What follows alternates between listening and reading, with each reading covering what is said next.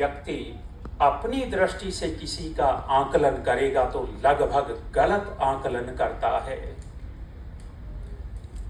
मैं गुरुकुल सुंदरपुर में पढ़ता था। चौधरी साहिब सिंह जी हमारे उत्सव में आए थे। क्या विनम्रता थी उनकी, अद्भुत व्यक्ति थे। दिल्ली में जब महासम्मेलन हुआ आर्यवेद दल का, विनय जी जानते हैं, और उस समय बहुत बड़ा तूफान आया था।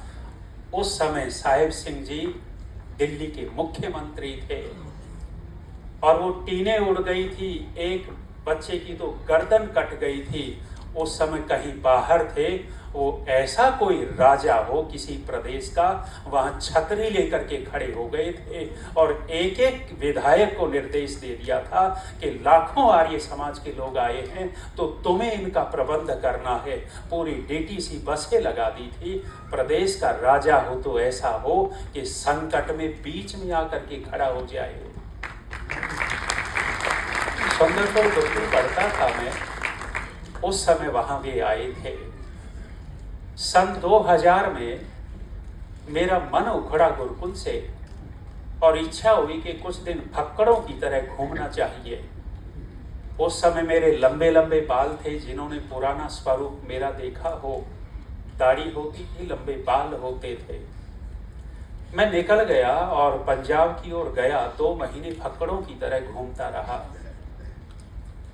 मैं सड़क से जा रहा था जालंधर, मई का महीना था, चप्पल जूते पहनते नहीं थे, नीचे से पैर जल रहे थे, ऊपर से गर्मी, प्यास और भूख लगी थी। मैं जब जा रहा था तो अचानक एक ऑटो वाला मेरे पास में आकर के खड़ा हुआ और उसने पूछा कि आप जाना कहाँ चाहते हैं? जाना कहाँ चाहते हैं? आप बुरा मत मानिएगा, हम घर में बैठे हैं। मैंने आर्य समाज का नाम नहीं लिया कि आर्य समाज ले चल। मैंने कहा कि भाई किसी गुरुद्वारे या मंदिर ले चल। आर्य समाज का नाम क्यों नहीं लिया? क्योंकि यदि मैं आर्य समाज में जाता तो दरवाजा नहीं खुलता, और खुल भी जाता तो सेवक किसी, कभी मंत्री के चक्कर, कभी प्रधान के चक्कर कटते, और यदि रोक भी लेते तो भोजन का प्रबंध नहीं, कहीं कमरा खुल जाता तो सफाई नहीं। मैं घर में बैठा हूँ, इसलिए आर्य समाज के लिए बात कह रहा हूँ। हमारी ये स्थिति है। बिल्कुल सही है। मैंने कहा किसी गुरुद्वारे मंदिर ले चल। उसने कहा कि जी मैं कहीं नहीं लेके जाऊंगा, आप मेरे घर चलो। घर चलो, मैं थोड़ा सा, मेरे चेहरे के ऊपर शंका के भाव देखे, कहने लगे जी आप डरो मत, मेरे घर चलो। मैंने कहा कि जो होगा देखा जाएगा। अपरिचित आदमी ऑटो में बैठा करके वो घर ले गया। उस समय नमक मिर्च हम बिल्कुल नहीं खाते थे गुरुकुल में, तो उसने चीनी से रोटी खिलाई, पानी पिलाया, और फिर बाद में वो व्यक्ति कहता है कि मैं लेकर के क्यों आया आपको? लंबे लंबे बाल, दाढ़ी और ये कपड़े। वो कहने लग गया कि जी मैं ईसाई हूँ और मुझे लगा तो आज ईसा मसीह मुझे मिल गए। ईसा मसीह मिल गए, लंबे बाल, ये कपड़े, और अपने घर लेकर के चला गया।